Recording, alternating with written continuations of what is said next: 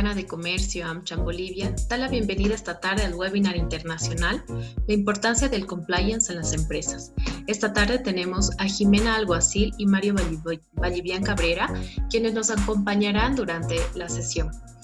Vamos a leer un poco de Jimena y conocer también un poco de Mario. Jimena Alguacil es abogada de Compliance Sin Fronteras. Es abogada, es directora de Compliance Sin Fronteras, fundadora de TUT Compliance, directora de la obra Compliance Sin Fronteras, abogada argentina de la Universidad Nacional de Cuyo, Mendoza, y abogada española de la Universidad Complutense de Madrid, directora de la maestría de Compliance y Gestión de Riesgos ADEN International Business School, profesora de la especialización de Compliance en ESADE Law School, Barcelona, profesora del Máster de Negocios Internacionales de la Universidad de Pompeu Fabra, Barcelona. Ahora conocemos a Mario. Mario Vallivian Cabrera es abogado, socio de Criales y Orgullo Abogados, abogado con más de 20 años de ejercicio profesional, titulado en la Universidad de San Francisco Javier de Chuquisaca, máster en Derecho y Políticas Petroleras en la Universidad de Dundee en Escocia. Máster en Regulación en el London School of Economics en Inglaterra, posgrado en Derecho Mercantil en la Universidad de Salamanca, España, y especialización de Privatización, Regulación y Gobierno Corporativo en la Universidad de Harvard. Durante el ejercicio profesional ha ocupado puestos gerenciales y ejecutivos en el sector privado y público, como ser gerente legal del Grupo Repsol, YPFB Andina, y asesor legal principal de Cirese y director general del Registro de Comercio, el actual Fundempresa. Actualmente es socio de Criales y Orgullo Abogados.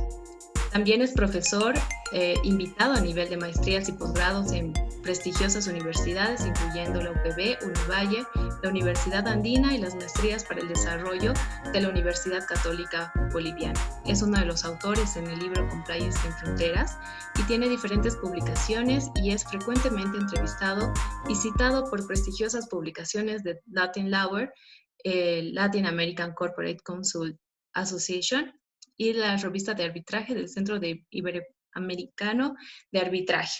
Damos la bienvenida a nuestros dos expositores, muy agradecidos con Jimena, quien nos acompaña desde España, y también con Mario Vallivian. Bienvenidos, les cedemos la palabra a Jimena para empezar. Muchísimas gracias a la TAM por la invitación, muchísimas gracias a Mario, no puedo estar mejor acompañada. Así que desde ya muchísimas gracias por la organización, por la difusión. Me ha escrito muchísima gente interesada en la webinar y veo que hay muchísimas asistentes, así que les agradezco el tiempo de la conexión y el interés sobre todo. Así que vamos a compartir ya mismo pantalla, que sepan que esta presentación la van a tener. Yo se la voy a enviar a la AmCham y la AmCham va a enviárselas a vosotros también. A ver, denme un segundo.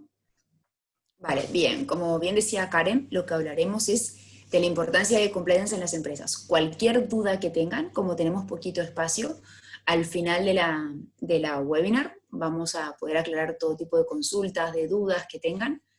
En líneas generales vamos a empezar por qué es compliance, ¿no?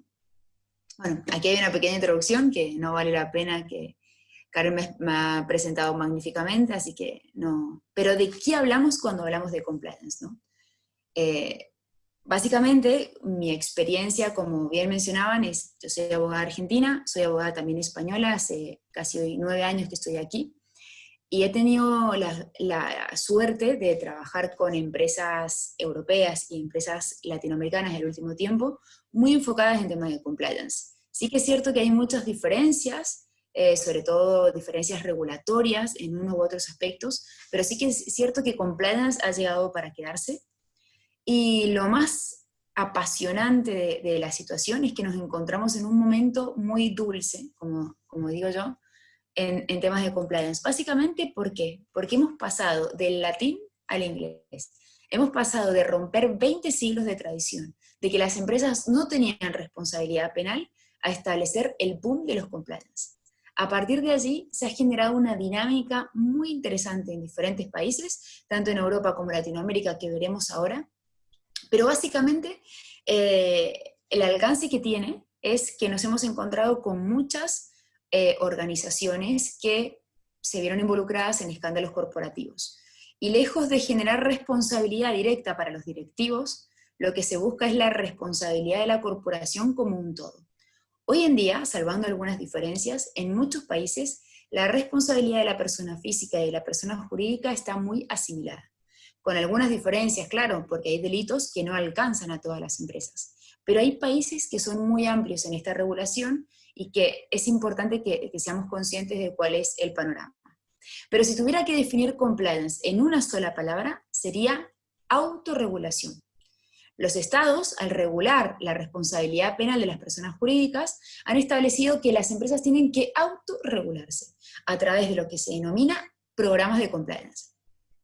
En esta regulación tienen que incorporar ciertas políticas, establecer ciertos análisis de riesgos, implementación de controles, canales éticos, etcétera, que veremos más adelante. Pero sí que es cierto que formamos parte de un entorno. Nuestras empresas, por más que estén radicadas en Bolivia, o haya asistentes de Chile o de Perú, formamos parte de un entorno, de una globalidad que nos empieza a exigir competitivamente tener este programa de compliance, ¿sí? Por eso es muy importante analizar el origen de todo, y el origen son los casos de corrupción. La primera normativa que se implementa en materia de compliance es la normativa americana, que estableció que las empresas tenían responsabilidad penal por corromper a funcionarios públicos en el extranjero. Así que el origen de todo es la corrupción. ¿Y por qué es la corrupción? Básicamente por un montón de motivos. Por empezar, por la alteración de los libros contables que supone para las empresas, y Estados Unidos hace un exhaustivo control de ese tema en las empresas. Si nos ponemos a pensar cómo puede ser que Odebrecht haya tenido una caja B de operaciones para operaciones estratégicas de más de 90 millones de dólares. ¿Cómo contablemente se lleva adelante este proceso, ¿no? Y luego porque la corrupción supone un coste muy alto para los estados, coste que se podría destinar a salud, a educación, a innovación, a ciencia. Sin embargo, las empresas tienen que pagar grandes sumas de dinero a algunos funcionarios públicos para obtener contratos, la renovación de ciertos contratos, habilitaciones comerciales, entradas al país, etc., ¿no? Lo que se pretende con compliance básicamente es que todo opere de acuerdo a la ley de oferta y demanda, que se establezcan precios, que se establezcan condiciones, pero siempre de acuerdo a parámetros éticos. Y ahora veremos un caso que les voy a comentar más adelante. Pero en líneas generales, además del tema penal, de la responsabilidad que analizará Mario a posteriori, básicamente se trata de comprender que además de la responsabilidad penal de las personas físicas que la integran o de la corporación como un todo, existe una responsabilidad reputacional. Hoy en día las empresas están en la prensa más que nunca, ¿sí?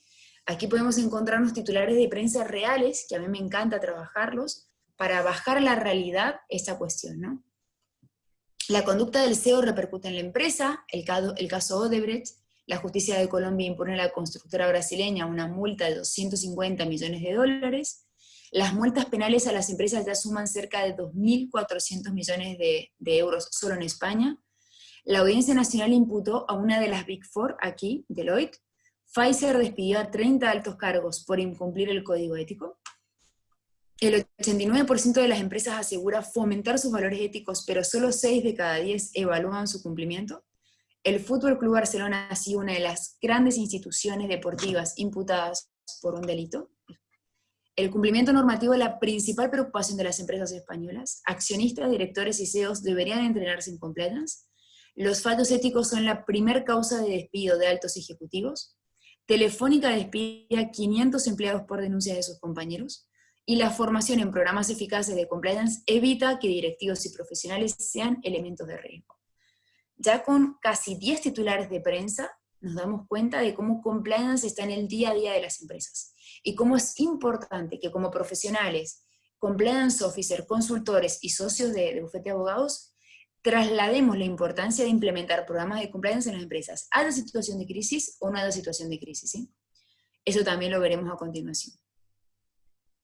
Pero formamos parte de un entorno, quiero insistir en esto. Y además de ser importante cómo regulan algunos países en materia de compliance y responsabilidad penal de empresas, es importante comprender que en líneas generales vamos a formar parte de esta línea de responsabilidad general de empresas que genera para los estados, ¿sí? El primer país fue Estados Unidos. En el año 77, la FCPA americana introdujo la responsabilidad de las empresas por la corrupción de funcionarios públicos extranjeros. Alcanzaba a muchas empresas, incluso a agentes, a terceros, a proveedores, etc.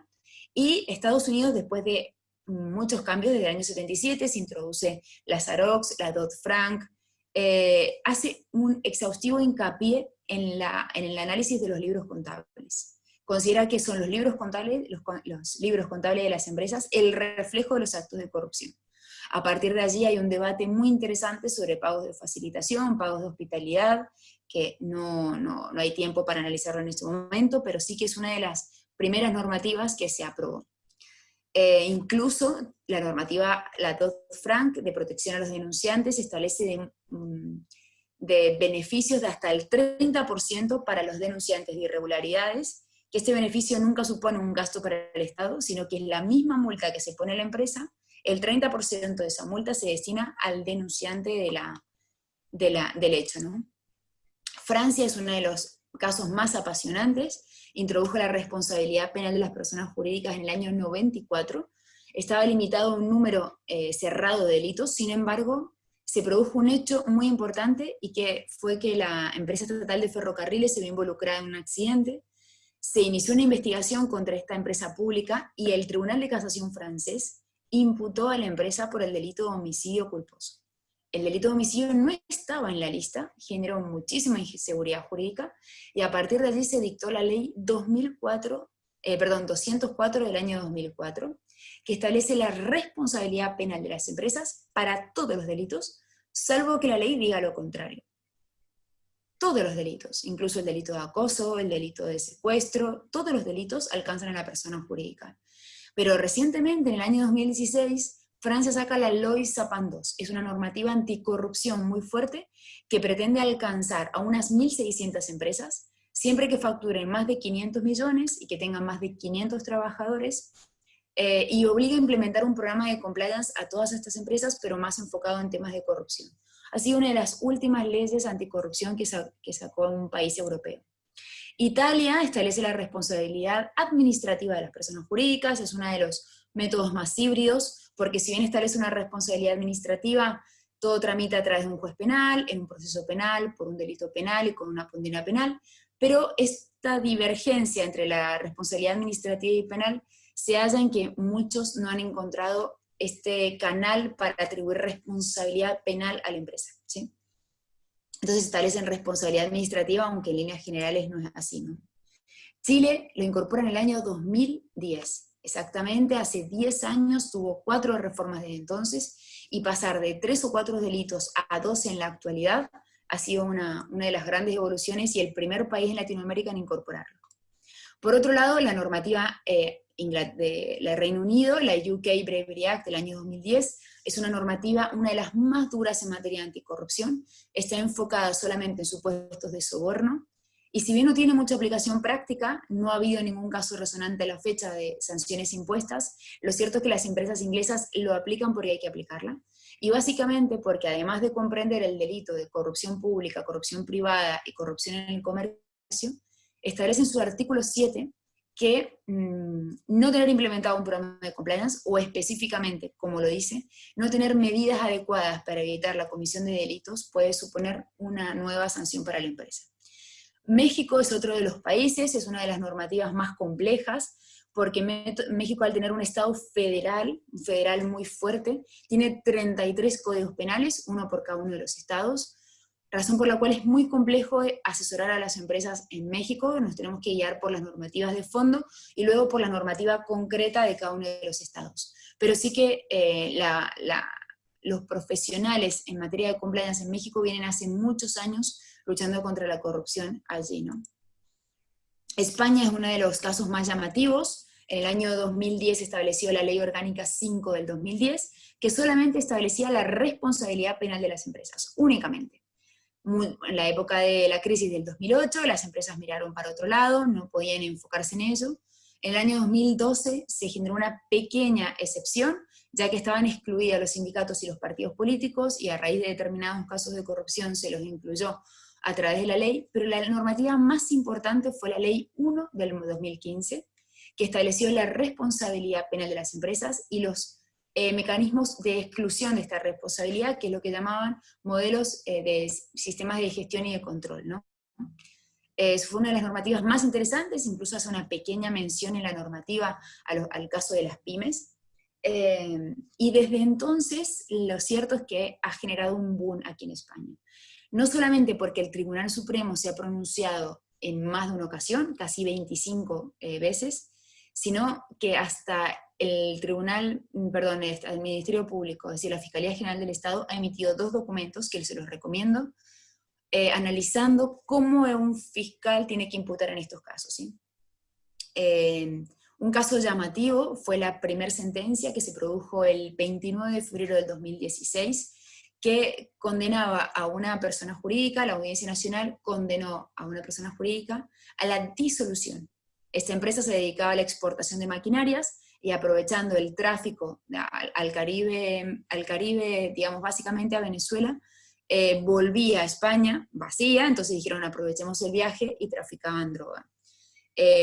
Cuando se detecta este caso, se le imputa por un delito de narcotráfico, por un delito fiscal y por un delito de blanqueo de capitales, y se la condena a la disolución, porque consideraban que había una organización criminal detrás, ¿no? Pero cuando llega al Tribunal Supremo, el Tribunal Supremo le baja la sanción y establece que la multa será de 700 millones, básicamente porque la empresa tenía 100 trabajadores y no querían ocasionar pérdidas, digamos, de recursos humanos, despidos, pero en líneas generales la multa es muy grande, ¿no? Aquí hay un tema muy importante, y esto quiero resaltarlo: todo lo relativo a temas de compliance encubre un fuerte componente a nivel antitrust, ¿sí? Es decir, si nosotros tenemos una empresa, todos nosotros, que somos la competencia de esta empresa que fue sancionada, prácticamente no se puede competir con ella. Es imposible competir en cuanto a precios, pueden bajar los costes, le entra dinero en el narcotráfico y tal. Por eso hoy en día la corriente es que las empresas operen de acuerdo a las leyes de oferta y demanda, ¿sí?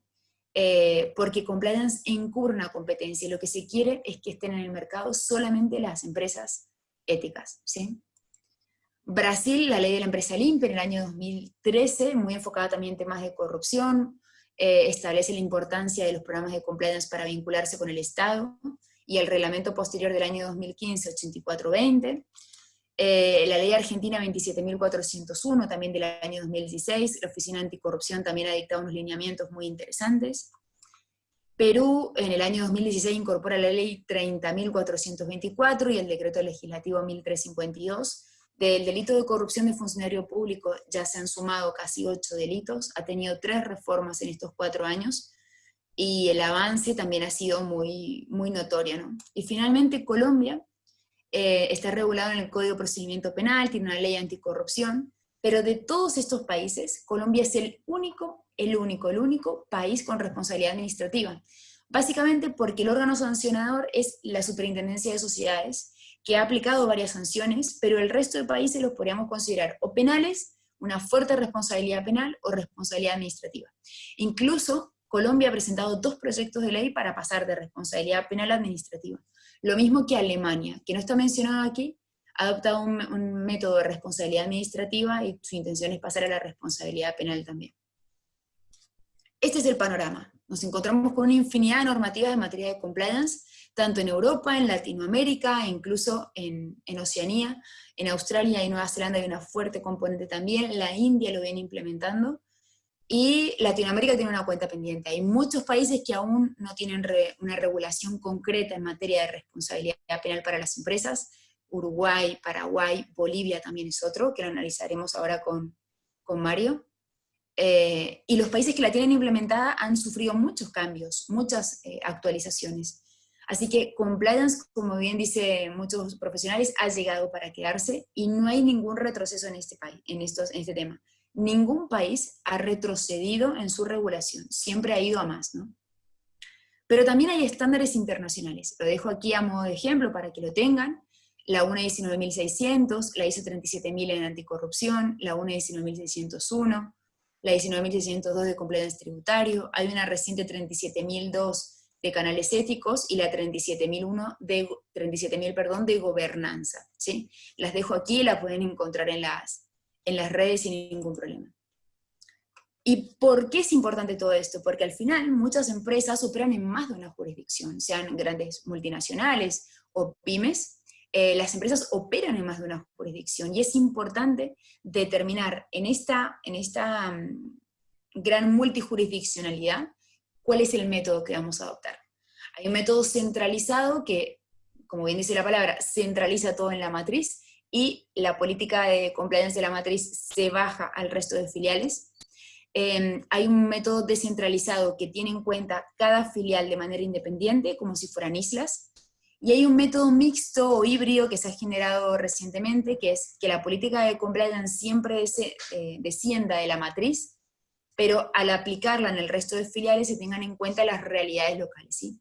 No podemos tratar de la misma manera a un país de Latinoamérica que a un país nórdico o que a un país de África.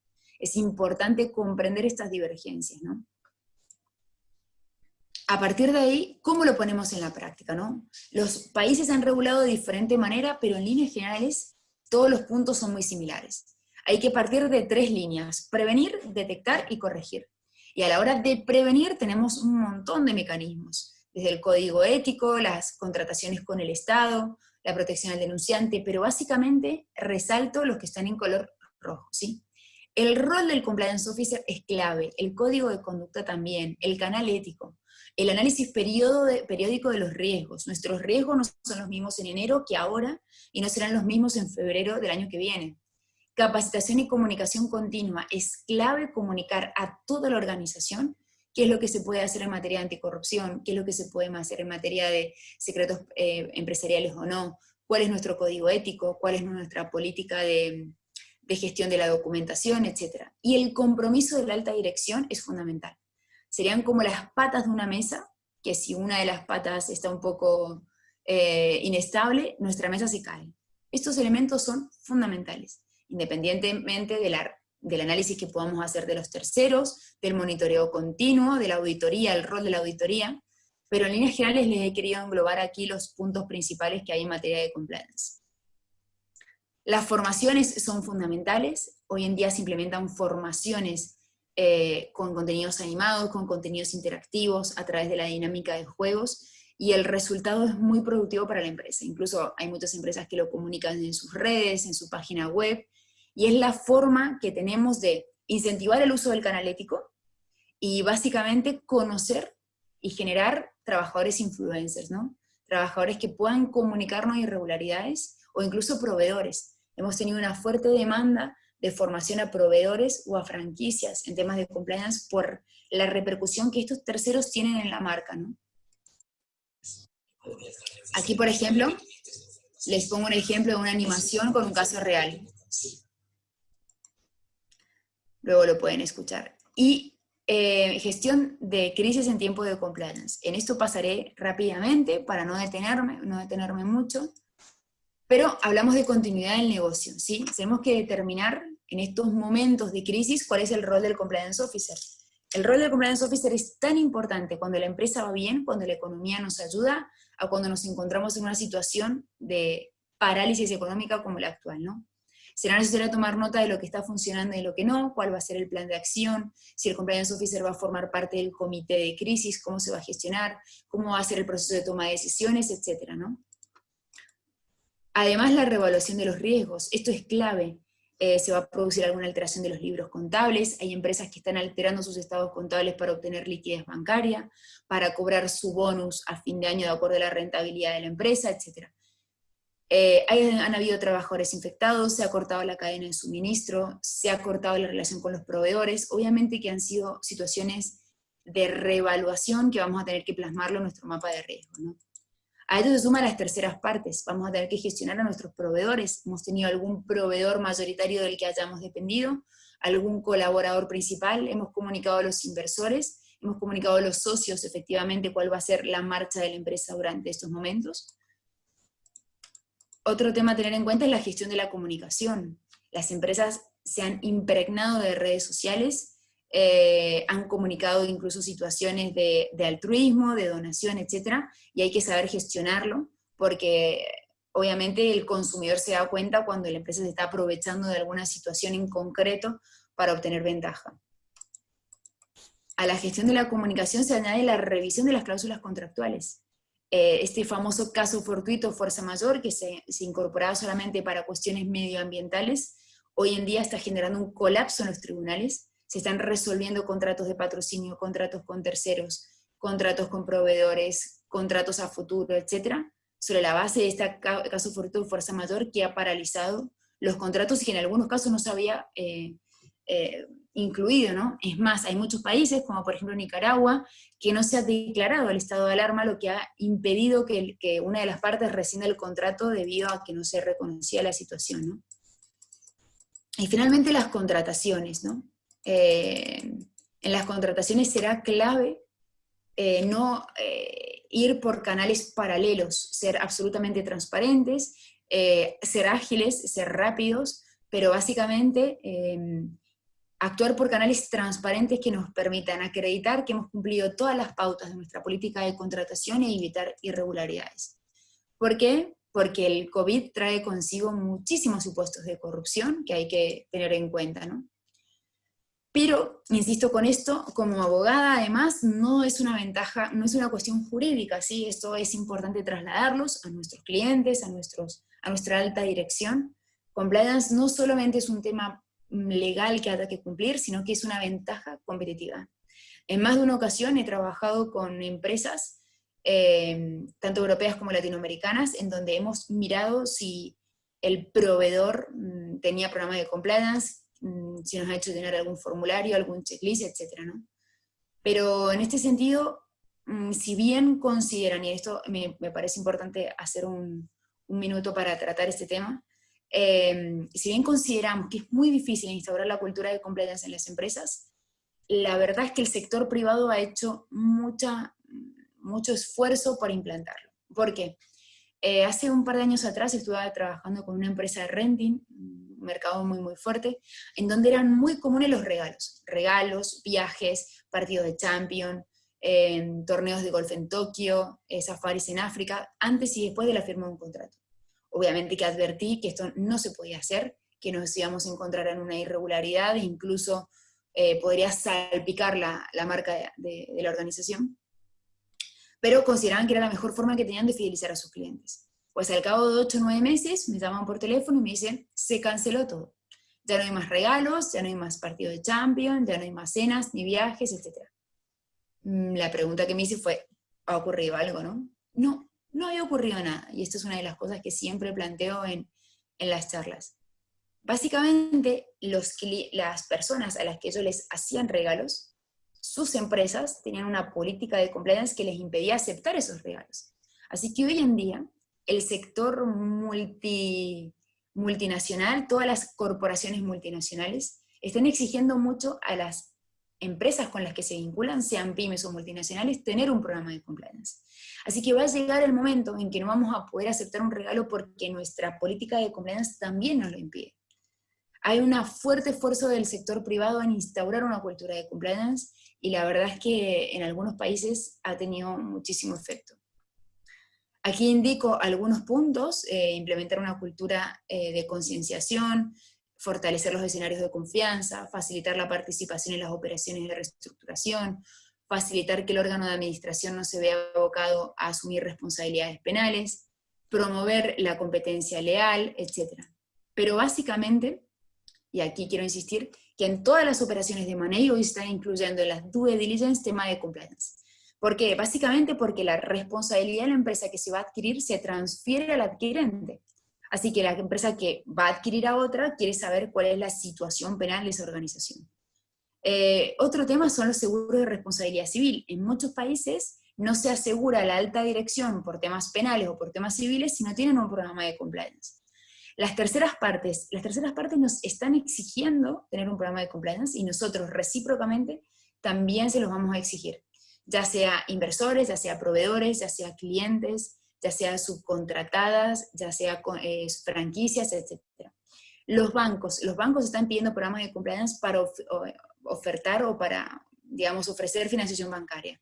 Startups e inversores, por supuesto, y todo lo relativo a licitaciones públicas también. En muchos países como Argentina y Brasil es necesario tener un programa de compliance para acceder a alguna licitación del Estado Nacional. Así que a partir de ahí es necesaria la dinámica que se pueda generar de todos los documentos a presentar y cómo esta empresa debe cumplir con estos parámetros básicos. Otro tema a resolver son las uniones transitorias de empresas, que no tienen personalidad jurídica, y en este punto tendremos que dilucidar si en esta unión cada uno tiene que presentar su programa de compliance para eximir de responsabilidad a la otra en el caso de alguna irregularidad. Bueno, por ahora es esto. Compliance sin Fronteras lo dejaré para el final, para que hable primero Mario antes de tocar este tema. No sé si me he extendido mucho, si he ido bien de tiempo, no le quiero quitar tiempo a Mario, que tiene mucho para comentarnos, pero como insisto, cualquier duda que tengan me lo comentan al final y no la analizamos sin ningún problema.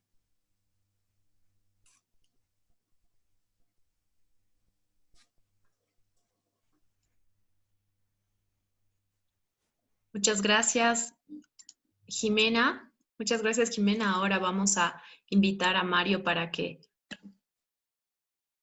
cuando usted vea necesario para iniciar. Bien, muchas gracias, Jimena. A continuación voy a proceder con mi exposición, pero antes de nada yo quisiera hacer un agradecimiento por la invitación efectuada por LAMCHA para que les podamos transmitir un tema tan apasionante como es el del compliance para las empresas.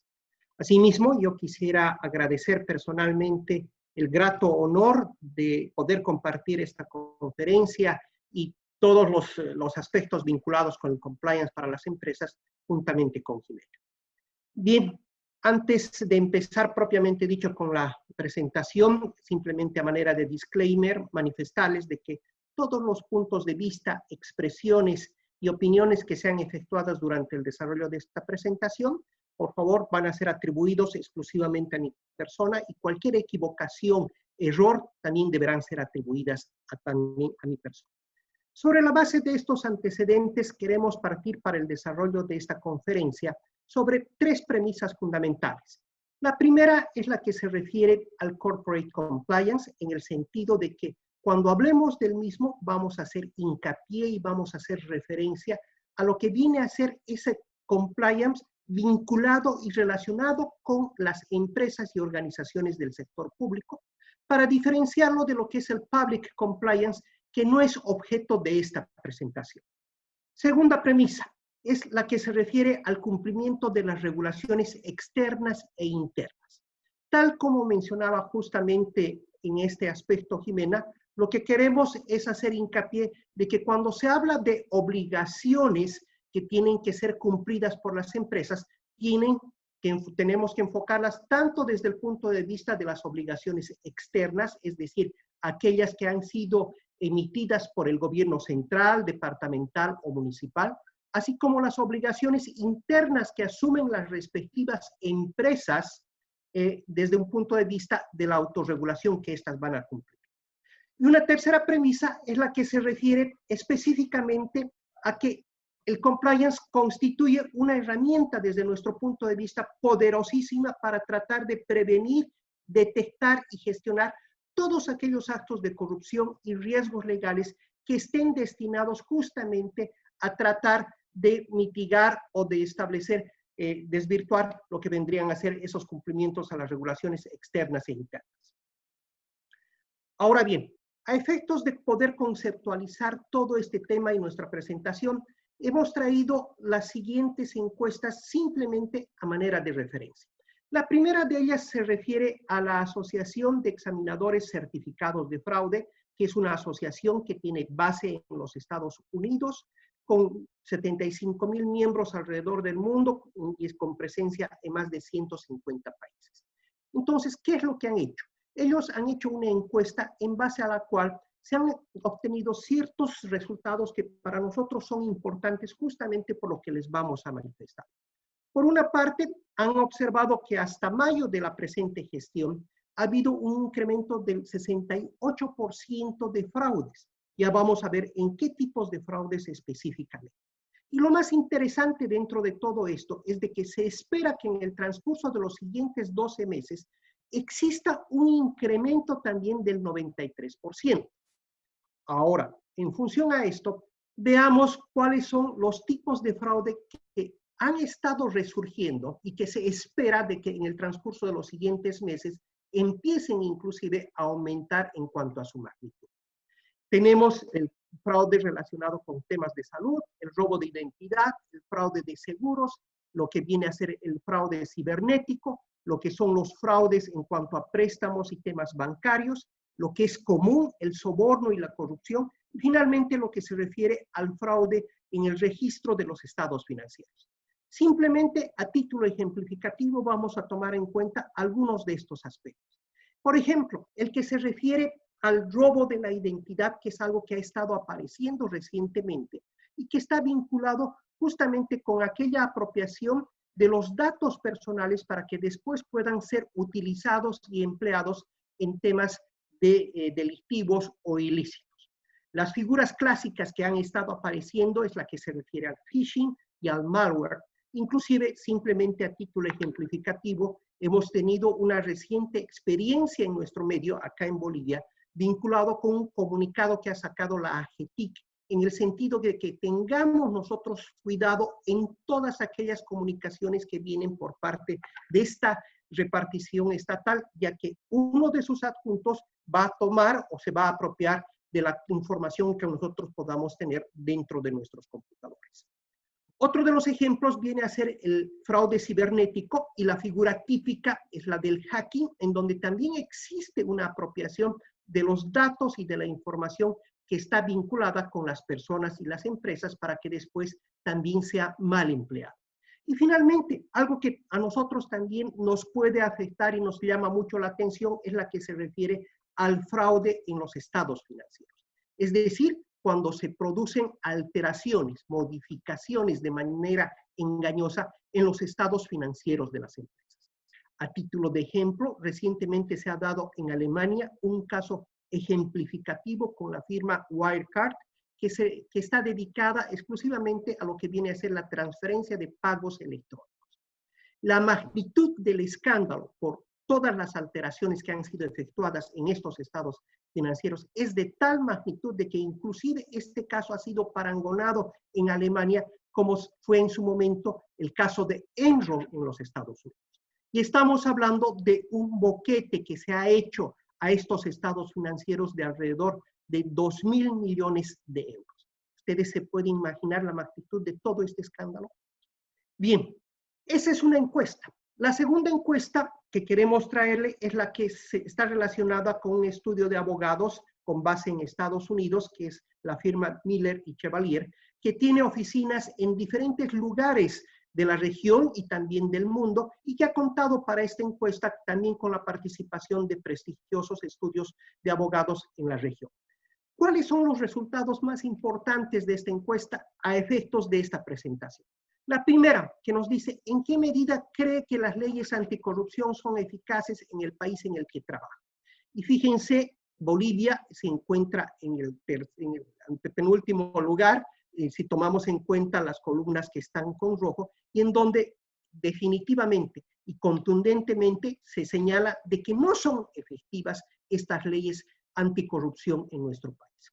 Luego, otra de las consultas era si es que la corrupción es un obstáculo importante para hacer negocios en su empresa. Y la respuesta, como obviamente podría ser, en un 50%, en un 54%, perdón, ha sido de que sí es importante como un obstáculo para hacer los negocios. Y esto se haya refrendado por otros estudios, inclusive si es que hablaríamos con las encuestas que anualmente las realiza el Banco Mundial a través de las publicaciones de Doing Business. Luego viene otra pregunta interesante y dice si es que la dirección de su empresa ha tomado medidas para protegerse del riesgo de corrupción. Y un 80% ha respondido que sí. Pero, y aquí viene lo interesante. La pregunta número 13. ¿De qué manera su empresa ha tomado esas medidas para protegerse del riesgo de la corrupción? Y fíjense, un 84% de las empresas que han sido encuestadas han mencionado la política anticorrupción. Y cuando hablamos de esta política, no estamos sino haciendo referencia específicamente a lo que hemos venido en esta oportunidad, a lo que se refiere a esos programas de compliance. En otras palabras, todas estas empresas que han sido encuestadas están diciendo de que han tomado ciertas medidas para protegerse de esos riesgos que se están presentando en esta coyuntura que estamos viviendo, y la primera que ha sido tomada es esa política anticompliance. Entonces, en base a esta magnitud, en base a estas encuestas que acabamos de realizar, brevemente señalemos las siguientes consideraciones. En primer lugar, de que las empresas se encuentran frente a un periodo de crisis sin precedentes. Justamente, y en segundo lugar, esta crisis sanitaria ha puesto de relieve la importancia del compliance. Tercero, en el sentido de que el compliance, y ese es su programa que está detrás de todo esto, viene a constituir un mecanismo, una herramienta justamente para tratar de prevenir y proteger a las empresas frente a estos periodos y frente a otro tipo de circunstancias. Ojo, lo importante aquí es aclarar de que no se va a eliminar el 100% de los riesgos, pero sí lo que se va a hacer es justamente tratar de prevenir, mitigar y reducir los riesgos a los cuales podrían estar expuestos las empresas. Y ahí, como un cuarto elemento, justamente es donde tenemos que generar aquellos incentivos para que las empresas paulatinamente vayan adoptando estos programas de compliance.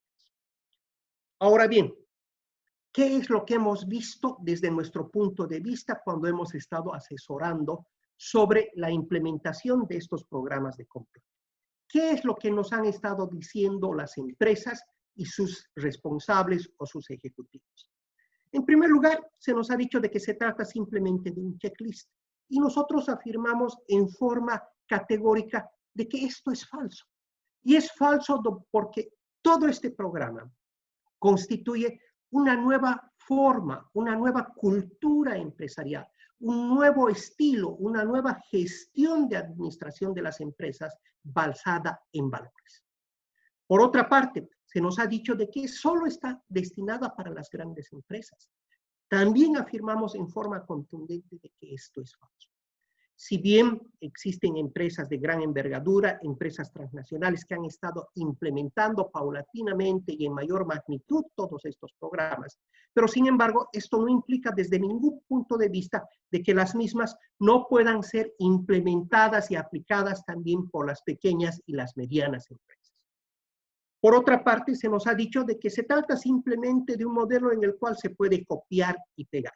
También de manera categórica rechazamos esto en el sentido de que cada uno de estos programas de compliance tiene que ser ajustado a nuestra realidad y a la realidad, obviamente, de las empresas. No es lo mismo hablar de un programa de compliance para una empresa que se encuentra en el sector energético que para una pequeña o mediana industria que realiza actividades en otro tipo de sectores, como por ejemplo comercial. Es decir, en otras palabras, este programa de compliance tiene que estar diseñado y ajustado de acuerdo a las necesidades de cada una de las empresas. Tiene que ser un traje a medida. Por otra parte, otro de los mitos con los cuales nos hemos enfrentado es de que es costoso. Sin embargo, nosotros afirmamos de que no debería ser enfocado desde ese punto de vista, sino más bien como una inversión justamente para tratar de prevenir y detectar los riesgos a los cuales podríamos estar sujetos.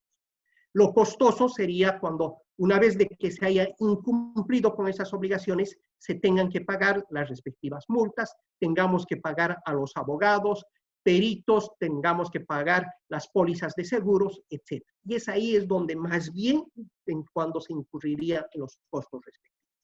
Por otra parte, otro de los mitos a los cuales nos hemos enfrentado es que nos han dicho de que no involucra a los ejecutivos y a la alta gerencia de las empresas. También es completamente falso. Por el contrario, es de donde tiene que partir todo este programa, quienes se tienen que apropiar y quienes tienen que hacerse dueños para después bajar a todos los empleados, tienen que ser los respectivos ejecutivos.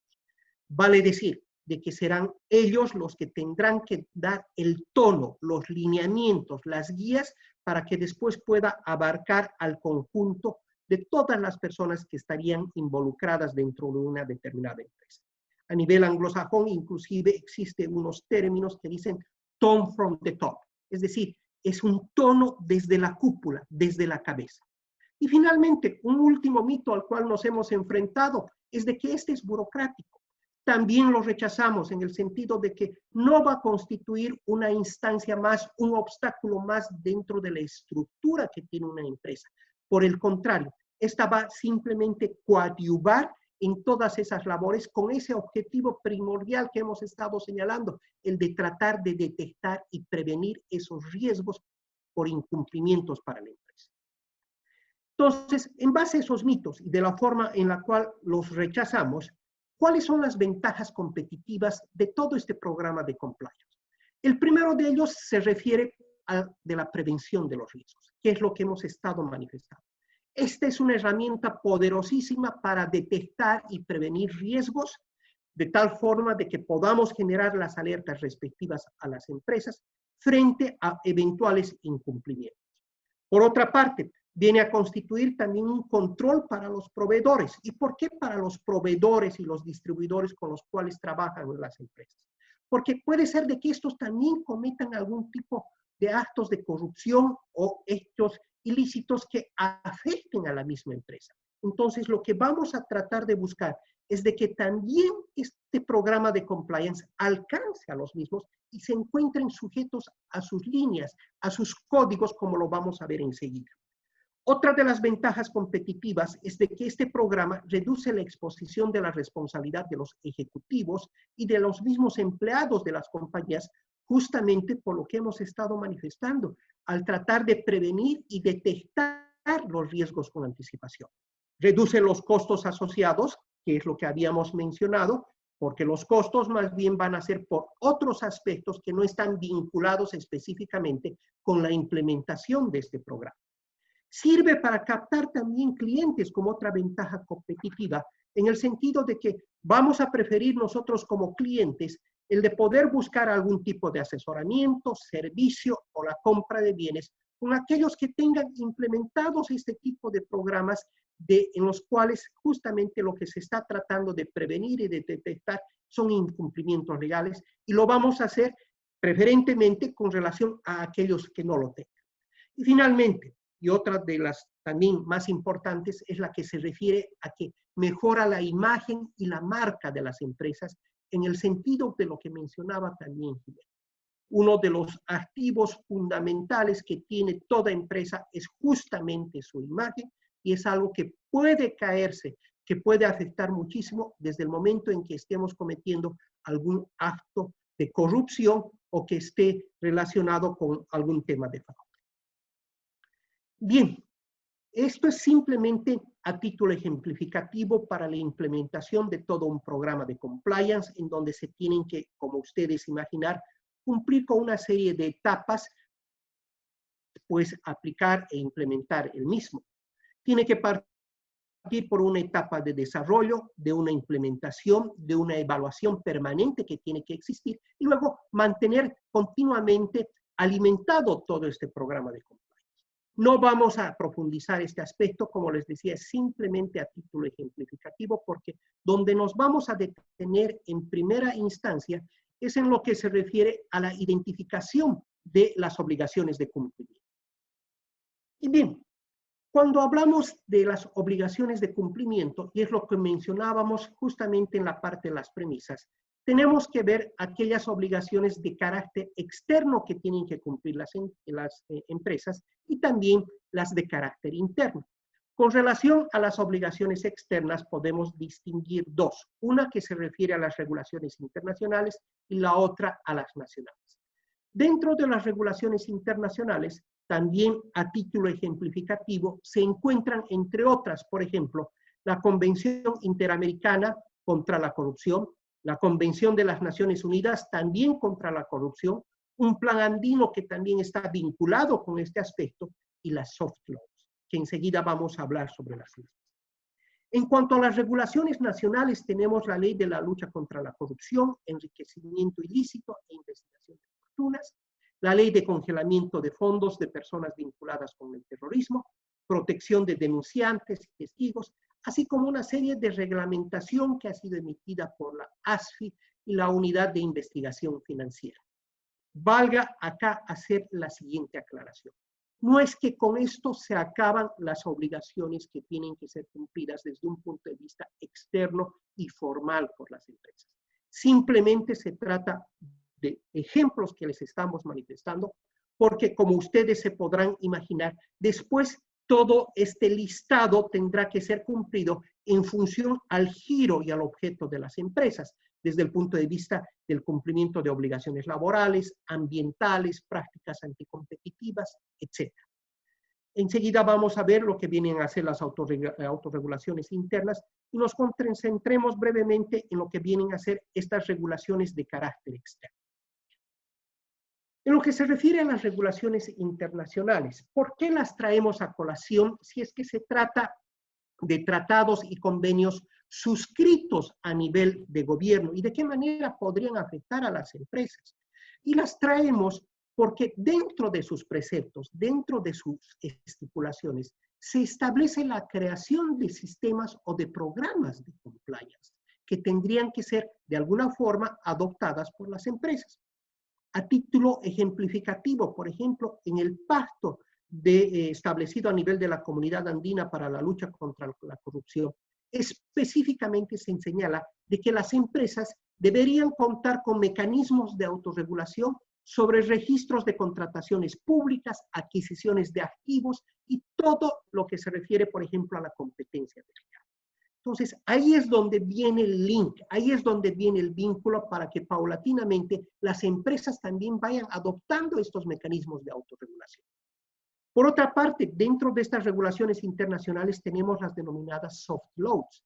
Si bien estas no son de carácter obligatorio o compulsivo, pero sin embargo, por su peso, por su influencia y por sus efectos, han sido adoptados también dentro de nuestro ordenamiento jurídico, particularmente en el sector financiero, y es el caso específico de los principios del Comité de Basilea, que han sido recogidos dentro del sistema financiero a través de ente respectivo, particularmente la ASFI, a través de prácticas sanas para la administración y gestión de riesgos y función de cumplimiento que tienen que ser adoptadas las entidades que son reguladas en ese sector. Ahora bien, eso en cuanto a las internacionales. En lo que se refiere a las nacionales, tenemos que partir del hecho de que en Bolivia no existe una ley compliance per se, en el sentido estricto de la palabra. En su momento, valga la pena hacer la siguiente aclaración, a través del Código del Sistema Penal que fue dejado sin efecto, se establecían ciertos artículos sobre la responsabilidad penal de las personas jurídicas. Sin embargo, esto, como les decía, fue dejado sin efecto, no solamente en cuanto a esos artículos, sino en cuanto a todo el código en su conjunto. Pero lo interesante dentro de estas estipulaciones vinculadas con esta responsabilidad penal es que se establecía de que si es que las empresas, las personas jurídicas contaban con un programa de compliance, esta podría ser en cierta forma, sujeta a ciertos criterios y ciertas condiciones, un eximente de esa responsabilidad penal a la cual podrían estar sujetos. Es decir, para que ustedes puedan ver la magnitud y la importancia que ya se estaba dando a estos programas de cumplimiento. Por el otro lado, tenemos la ley Marcelo Quiroga Santa Cruz, que es la ley de la lucha contra la corrupción. En cuanto a su alcance, establece de que no solamente va a ser para los servidores públicos y para las entidades públicas, sino también establece de que su ámbito y su alcance va a comprender a las personas privadas, ojo, naturales o jurídicas, es decir, individuales o colectivas, como podría ser una empresa, y que cometan delitos de corrupción causando daño económico al Estado o se beneficien indebidamente con sus recursos. Acá vale hacer las siguientes dos puntualizaciones. En primer lugar, de que dentro de esta ley se establece de que cuando se inicie un procedimiento de lucha contra la corrupción, inclusive se puede levantar el secreto bancario al cual estarían sujetos las entidades financieras. Un elemento. El segundo elemento se refiere a que esta ley crea nuevos tipos delictivos, y uno de los cuales, que nos parece sumamente importante, es el que se refiere al enriquecimiento ilícito de estas personas jurídicas de naturaleza privada, como vendrían a ser las empresas, con afectación al Estado. Ahora bien, ¿cuál es lo interesante de esta nueva figura delictiva? Es el hecho de que no solamente se va a hacer responsable a quienes sean los administradores o ejecutivos que hayan cometido ese delito en las empresas, sino también se va a sancionar a la misma empresa con una multa. Y ojo, lo interesante de esto es de que la multa puede ser no hasta, sino del 25% de su patrimonio. Es decir, acá no habría vuelta que dar y directamente se le tendría que imponer una multa del 25% del patrimonio, con las consecuencias catastróficas que esto puede significar para la respectiva empresa. Adicionalmente a esto, tenemos una serie de directrices por parte de la ASFI y por parte de la Unidad de Investigación Financiera, en la cual se establecen una serie de lineamientos, una serie de estipulaciones vinculadas con este tema de riesgos, y específicamente a través de la resolución de esta unidad se establece de que para la legitimación de ganancias ilícitas, financiamiento del terrorismo y delitos precedentes, tiene que constituirse dentro de los sujetos obligados un comité y una unidad de cumplimiento en base a todos estos lineamientos, preceptos que estamos mencionando. Bien, hemos hablado de lo que son esas obligaciones desde el punto de vista externo, en donde hemos hecho una distinción entre las internacionales y las nacionales, en donde hemos hecho la aclaración de que a estas se tiene que añadir otras obligaciones también de carácter formal a la cual puedan estar sujetas las empresas. Pero ahora toquemos lo que se refiere a las normas de regulación interna, es decir, aquellas que por lo general de manera voluntaria tienen que ser adoptadas por las mismas empresas. Y digo por lo general porque hay ciertos sectores dentro de nuestro medio en donde de manera compulsiva y obligatoria sí tendrían que hacerlo en forma vinculante, como viene a ser el sector financiero tratándose de los códigos de ética y los gobiernos corporativos fundamentalmente. Pero hagamos hincapié en la primera de estas autorregulaciones internas que viene a ser el código de ética. E intencionalmente hemos puesto en primer lugar, porque como hemos estado viendo, este programa de compliance se trata de un nuevo estilo, una nueva cultura empresarial basada en valores. Y esos valores necesariamente tienen que estar reflejados en un código de ética. Ahora bien, por nuestra experiencia, ¿qué aspectos necesariamente, más allá de esos valores, tendrían que estar complementados, mejor dicho, señalados dentro de este código de ética?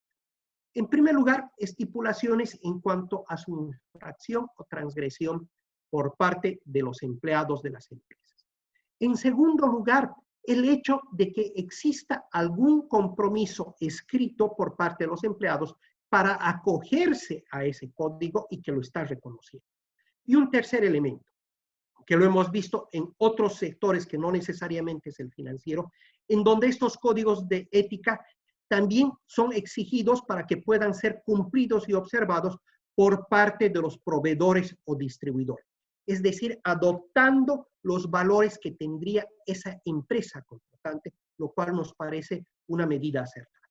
Asimismo, como les mencionaba, existen otras autorregulaciones internas, como vienen a ser los gobiernos corporativos, procedimientos de contrataciones para proveedores, distribuidores, disposiciones relacionadas con conflictos de intereses, operaciones convinculadas, y finalmente lo que vienen a ser regalos y donaciones y asistencias a reuniones.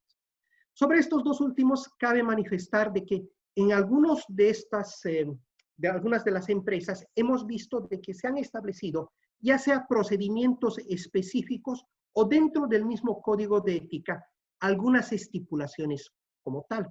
Tratándose, por ejemplo, de los regalos, hemos visto de que desde ningún punto de vista se va a aceptar, por el contrario, se va a restringir y prohibir cualquier tipo de regalo que esté destinado hacia los servidores o empleados públicos.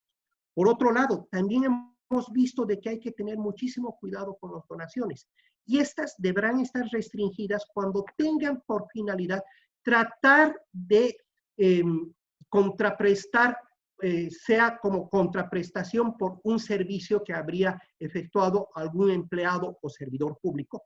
Y otra de las restricciones es que éstas estén destinadas, por ejemplo, hacia partidos políticos, en donde obviamente tendrá que tomarse en cuenta muchísimo los riesgos que podría implicar. Bien, un aspecto también importante dentro de lo que viene a ser estas regulaciones internas es la que se refiere a las asistencias a reuniones. Hemos visto procedimientos y también algunas estipulaciones dentro de los códigos de ética de las empresas por las cuales se establecen restricciones para que principalmente los ejecutivos de las empresas no participen en aquellas reuniones que puedan implicar algún tipo de conflicto de interés, pueda haber alguna influencia indebida, e inclusive tratándose de reuniones con empresas competidoras, también se generen las alertas respectivas por las prácticas anticompetitivas, particularmente desde un punto de vista absoluto que podría esto significar con las figuras de los carteles o colusiones, en donde ya han existido en nuestro medio algunas sanciones que están vinculadas con estos aspectos. Bien, entonces hemos hablado de esas obligaciones internas, externas e internas, y ahora a lo cual vamos a hacer referencia va a ser a los pilares fundamentales del compliance desde nuestro punto de vista. Es decir, cómo se puede y quiénes tienen que dar vida a estos programas de compliance. El primero, y probablemente el más importante, es el que se refiere al compliance officer. Es decir, aquella persona que tiene que estar sobre el documento. Es el que, en definitiva, va a tratar de identificar aquellos riesgos legales a los cuales podría estar sujeta la empresa, los va a detectar, va a ver cómo se los puede gestionar y cómo se los puede prevenir. Ahora bien, si bien en nuestro país no está lo suficientemente desarrollado todo este tema del compliance officer, salvo en el sector financiero, pero sin embargo, lo ideal es de que haya alguna persona específica que se dedique y tenga esta labor. Eso implica de que tenga que cumplirse con algunos requisitos para su elegibilidad y mínimamente también señalar cuáles vendrían a ser sus principales funciones, sus labores, por una parte. Por el otro lado, otro de los pilares viene a ser los canales de denuncia y el rol también fundamental, preponderante que van a cumplir los denunciantes. Y partiendo por los denunciantes, a ver, para que se pueda determinar un acto de corrupción o un fraude dentro de una determinada empresa, una de las formas, uno de los canales es justamente a través de la denuncia, alguna persona que vaya a denunciar ese aspecto. Esto es tan importante y tan trascendental de que inclusive el Security Exchange Commission en los Estados Unidos estableció de que ellos, los denunciantes, han jugado un papel preponderante para tratar justamente de mitigar, reducir todos esos riesgos que se han estado y al cual han estado sujetos las diferentes empresas desde el momento en que han cometido algún tipo de actos ilegales o actos de corrupción. Lo ideal es de que existan a su vez una serie de canales de denuncias a través de mecanismos de teléfonos, de correos electrónicos y otra serie de figuras, de tal forma de que puede existir una variedad a través de la cual se puedan hacer las respectivas denuncias. Y el tercer pilar es el de las terceras partes, en donde todos aquellos que están involucrados de una o de otra manera con la empresa puedan también de alguna forma asimilar esos valores a los cuales ellos tendrían también que estar sujetos, reconocerlos, adoptarlos, de tal forma de que de alguna forma también se puedan mitigar los efectos de algún acto de anticorrupción que puedan cometer estas terceras partes sobre las mismas empresas. Ya para ir finalizando, lo que les queremos traer a colación es dos últimas diapositivas. La primera relacionada con los retos del compliance y particularmente asociada a estos periodos, a este periodo de crisis sanitaria en la cual, sin precedentes, las empresas se encuentran envueltas. El primero de estos retos se refiere a la reevaluación de los riesgos. ¿Y en qué sentido? Como hemos visto al principio de la exposición, hay una serie de fraudes que han estado renaciendo, que han estado emergiendo y que no necesariamente eran los que se daban con mayor frecuencia en otros periodos. Es decir, tenemos como empresa que empezar a reevaluar todo este tipo de riesgos y de qué forma y de qué manera estos podrían tener sus efectos sobre las empresas. Uno. Dos, otro de los retos viene a ser el tema del mapeo normativo. Particularmente acá en Bolivia hemos estado sujetos a un sinnúmero de disposiciones y de obligaciones de carácter formal, desde el punto de vista del gobierno central, de gobiernos departamentales e inclusive municipales. Entonces tenemos que también hacer un mapeo normativo para ver de qué forma o de qué manera estos pueden tener sus efectos y sus consecuencias sobre las mismas obligaciones de las empresas. Tercero, trabajar en un plan de acción. Esto que implica inclusive la creación de un comité de crisis a efectos justamente de no pescarnos desprevenidos frente a este tipo de situaciones que se nos ha dado de una manera abrupta. Por otra parte, como un cuarto reto se refiere a la extensión del compliance a la cadena de valor. Habíamos mencionado de que es fundamental de que, por ejemplo, los proveedores y los distribuidores también asimilen los valores de las empresas con las cuales se están contratando. Pero no solamente desde el punto de vista de un compromiso simple y llano. En algunos casos también hemos observado y hemos asesorado para que estos proveedores y estos distribuidores puedan acogerse y puedan garantizar de que van a respetar los principios, los valores e inclusive los códigos de ética de las mismas empresas. Un cuarto reto es lo que se refiere a trabajar con las cláusulas anticorrupción, que también viene a constituir un elemento fundamental con el cual podrían trabajar las empresas para tratar de mitigar, prevenir y detectar de alguna forma los riesgos. ¿Y de qué forma y de qué manera? Tres elementos. El primero de ellos, porque a través de estas cláusulas de anticorrupción, lo que se va a hacer es comprometer a la otra parte a que garantice y declare de que no ha cometido y no va a cometer ningún acto de anticorrupción, obviamente que tenga efectos con la empresa que está contratando. Segundo elemento, es fundamental de que se establezca cuáles van a ser las leyes sustanciales que tendrán que ser observadas por ese proveedor o por ese distribuidor que va a acogerse a estas cláusulas de anticorrupción.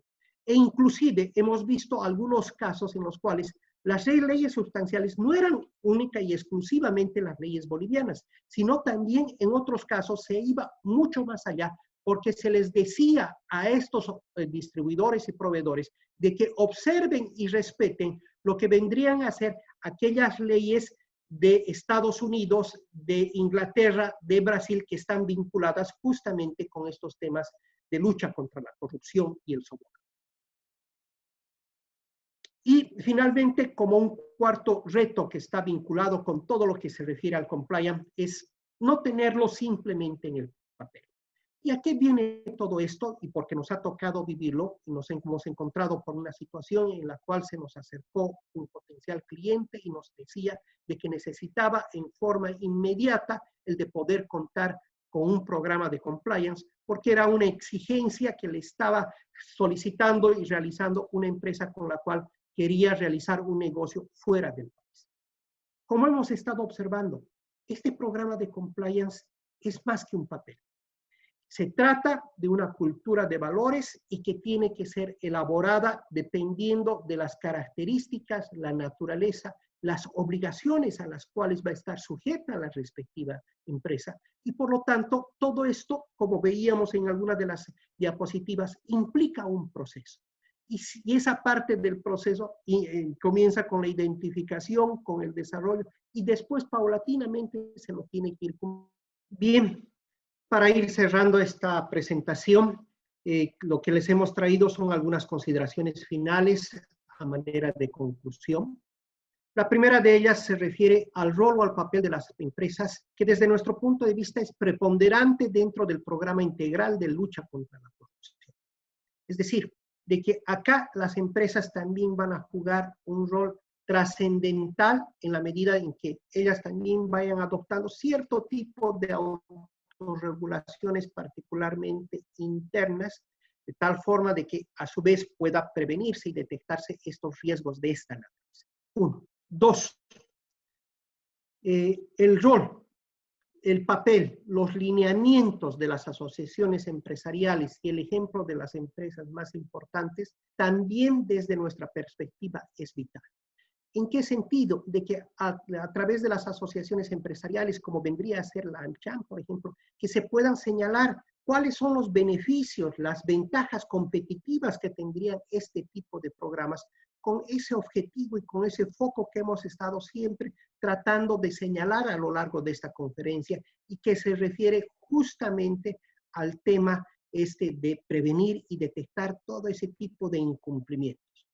Y por el otro lado, el rol, el ejemplo de las empresas también más importantes que tenemos en nuestro medio es vital para ver qué es lo que están haciendo, cómo lo están haciendo y que al mismo tiempo pueda constituir para nosotros un ejemplo, o mejor dicho, un ejemplo para todas aquellas otras empresas pequeñas y medianas. Una tercera conclusión a manera de estas consideraciones finales se refiere a que tenemos que empezar a poner sobre la mesa también el public compliance. Es decir, aquel que está relacionado o vinculado con lo que se refiere al rol de las empresas y entidades del sector público. Si bien la base, los principios, los procesos eventualmente pueden ser los mismos, pero por la naturaleza, el sector en el cual nos encontramos también tiene sus propias implicancias, también tiene sus propias características, pero que creemos de que jugaría un papel preponderante dentro de todo este programa integral de lucha contra la corrupción, en la medida en que paulatinamente estas empresas y entidades públicas puedan acogerse a esta nueva ola. Por otra parte, como una cuarta consideración final, también nosotros consideramos de que es fundamental el tema de la capacitación y la difusión en los programas de compliance. Acá, si bien, como hemos estado escuchando en la exposición de Jimena, hay lugares y hay países en donde ya existe normativa específicamente sobre la responsabilidad jurídica de las empresas. Acá no lo tenemos, pero ya se ha avanzado muchísimo en otros aspectos, de tal forma de que inclusive sea obligatorio el hecho de que puedan adoptarse este tipo de programas. Entonces, se lo va a hacer en alguna forma y en alguna medida desde el punto de vista en que se capacite y se difunda justamente todos los beneficios y todas las ventajas que esto podría tener. Y finalmente, una cuarta consideración final, y esto es algo que nosotros lo podemos afirmar con contundencia, y es el hecho de que desde nuestro punto de vista el compliance ha llegado, y ha llegado para quedarse en Bolivia, y esto es sin vuelta atrás. Bien, muchísimas gracias, les agradezco por su atención. Al final vamos a estar atentos a cualquier duda o consulta. A continuación, le voy a ceder nuevamente el uso de la palabra a Jimena para que justamente les hable de un programa de capacitación y de difusión de todo este tema del compliance a través de lo que viene a ser lo que hemos denominado un proyecto de Compliance sin Fronteras. Muchísimas gracias. Y como comentaba Mario, me quedaba pendiente compartir un apartado más de la presentación. Estaba aquí al final. Vale. Entonces, quiero comentarles sobre Compliance sin Fronteras. Compliance, a ver,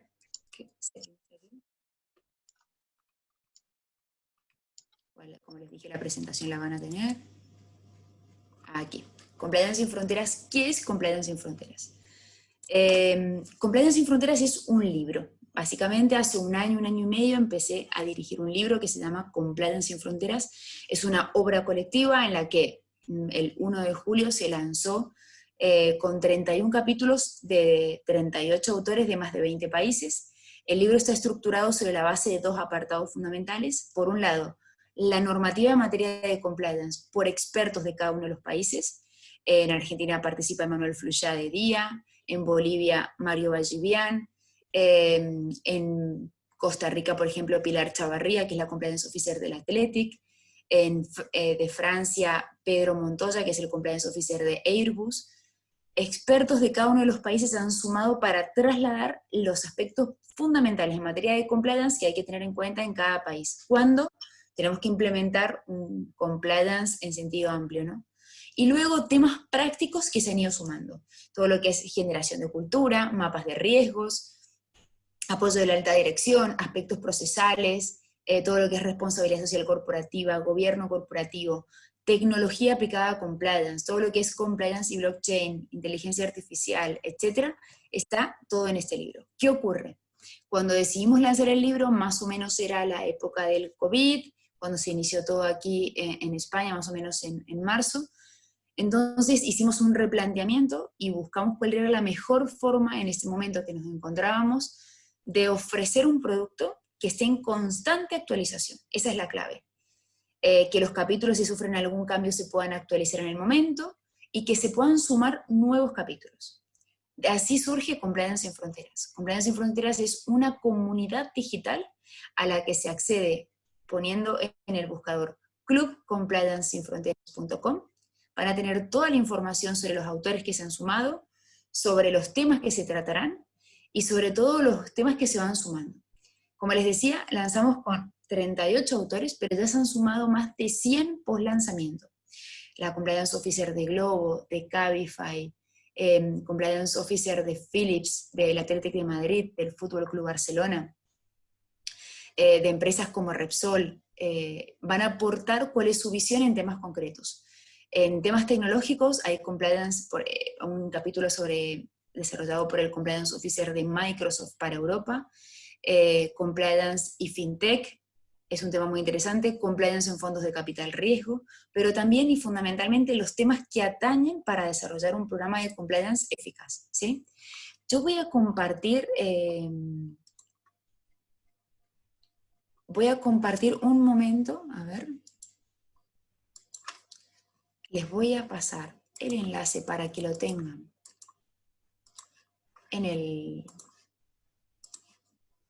aquí.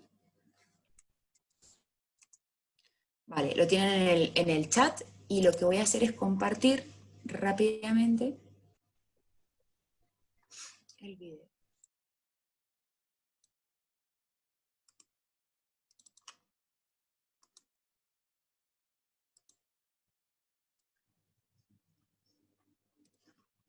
A ver, se escucha muy bajito.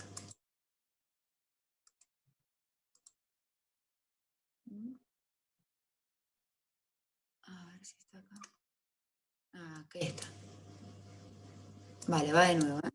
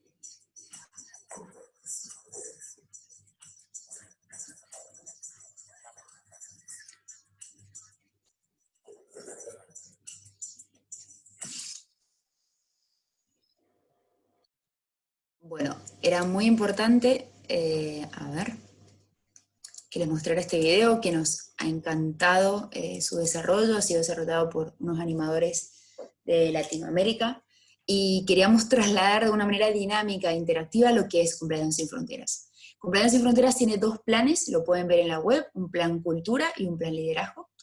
El plan Cultura está enfocado en una persona que quiera leer el libro, comentarlo, nutrirse de los capítulos de cada mes. Y el plan Liderazgo es un plan enfocado a una persona que quiera desarrollar actividades de sinergia, de networking, participar en las actividades del blog, del podcast. Hay un portal de eventos con casi 25 eventos en lo que queda del año en materia de compliance. Hemos querido unir todo en ese punto de encuentro. Y debido a la invitación de Mario y la fantástica coordinación del evento por parte de la AmCham, hemos querido todo el equipo establecer un código de descuento especial para todos los asistentes a esta webinar internacional. Tienen que ingresar en clubcompliancesinfronteras.com e indicar este código de descuento que es AmCham Bolivia. Con el descuento de AmCham Bolivia podrán disfrutar de todos los beneficios. Ya este mes de agosto se sumarán 3 nuevos capítulos y podrán acceder al capítulo fantástico que ha desarrollado Mario sobre la normativa en materia de compliance en Bolivia y todo el desafío que tenemos por delante en materia de compliance a implementar, tanto en el sector público como en el sector privado, que sé que es una de las grandes cuestiones a resolver. Así que los invito a sumarse, los invito a participar. Queremos ser la mayor comunidad en compliance, queremos ser el mayor libro escrito en la historia de Iberoamérica en materia de compliance. Es muy difícil estar al día de temas en una disciplina con constante cambios, pero creemos que era el lugar para generar un punto de encuentro en el que tengamos nuevos capítulos cada mes, estemos constantemente nutridos y sobre todo darle al lector un rol súper importante. Tenemos mucho camino por delante, hay muchísimas funcionalidades que estamos desarrollando, pero estamos muy contentos con el resultado de menos de 2 meses desarrollado, ¿no? Así que los invito a sumarse. Cualquier duda que tengan, les voy a indicar los datos de contacto. Agradecerles como siempre la asistencia, el tiempo y el interés en el tema. Les indico mis datos de contacto. Este es mi correo personal para que lo tengan, y este es el correo de Club de Compliance Sin Fronteras por cualquier duda que tengan sobre inscripciones, capítulos, etc. Tanto la web de TOT como de Compliance Sin Fronteras y mi LinkedIn, por cualquier duda que también surja, me puedan contactar.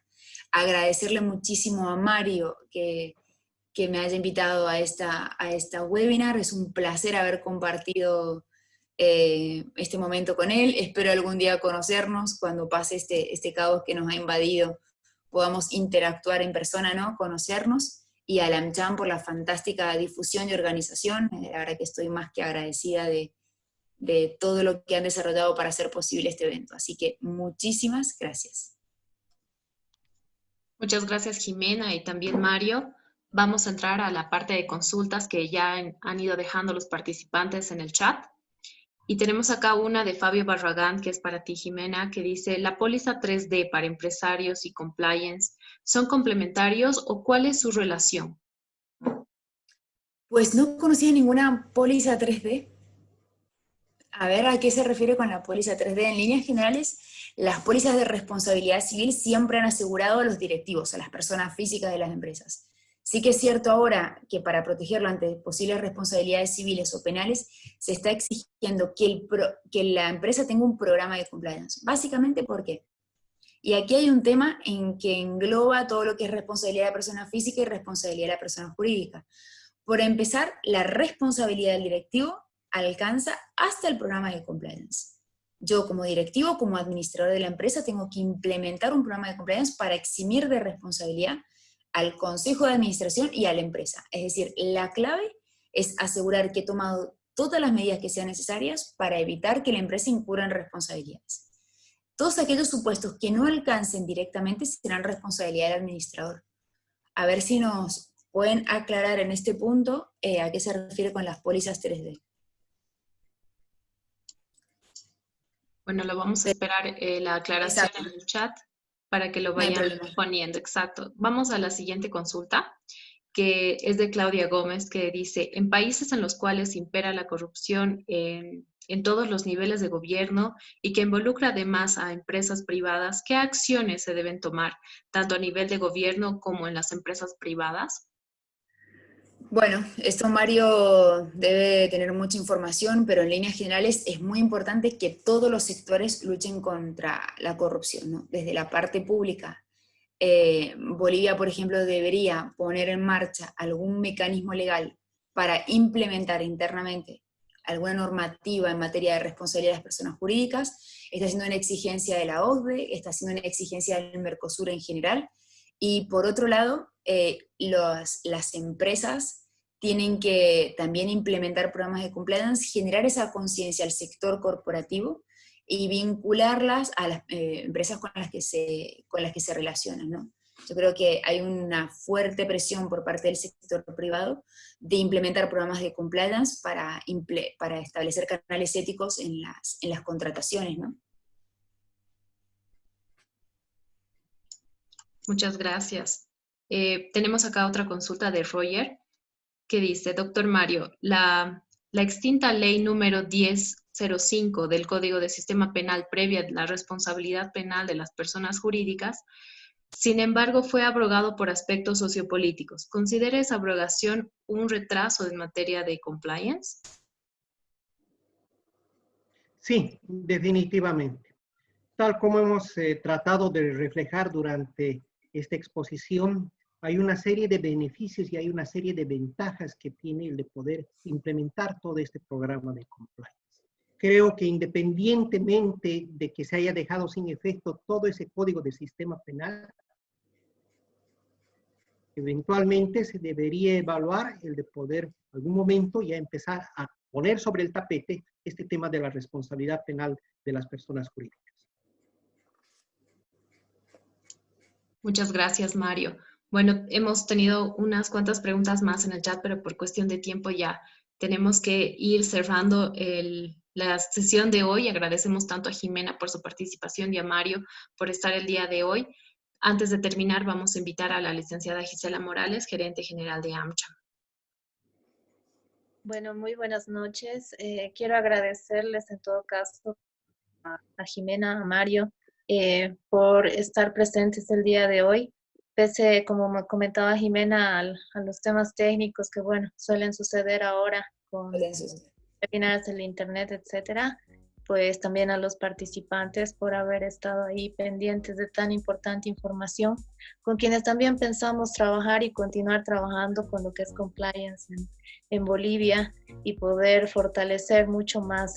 He visto algunas preguntas sobre el tamaño de las empresas, si es necesario que sea grande o no, y creo que eso lo podemos ir haciendo en otros webinars más adelante, explicándoles también a los empresarios de que es posible, de que no solamente es el sector privado, es el sector público también, etc. Entonces, agradecerles mucho. Jimena, te agradezco mucho, sé que hayas la una y más, no sé. Sí, tranquila, no pasa nada. Entonces, te agradezco mucho por el tiempo, también a Mario por estar presente, muchas gracias desde Santa Cruz en este webinar. Y bueno, a los participantes nuevamente, gracias por estar junto a AmCham en los webinars, invitarlos a continuar con nosotros. Esta semana que viene tenemos también una ardua jornada con los candidatos a presidente para las próximas elecciones 2020, así que invitarlos a todos a participar. Y bueno, a ustedes, Jimena, Mario, nuevamente muchas gracias. Muchas gracias a ustedes. Muchas gracias, Gisela, muchísimas gracias por la invitación, gracias, Mario, muchísimas gracias por todo, y nada, estoy a vuestra disposición. De agradecerles desde aquí el inmenso esfuerzo que han hecho y que ha sido un placer estar en contacto con todos los asistentes.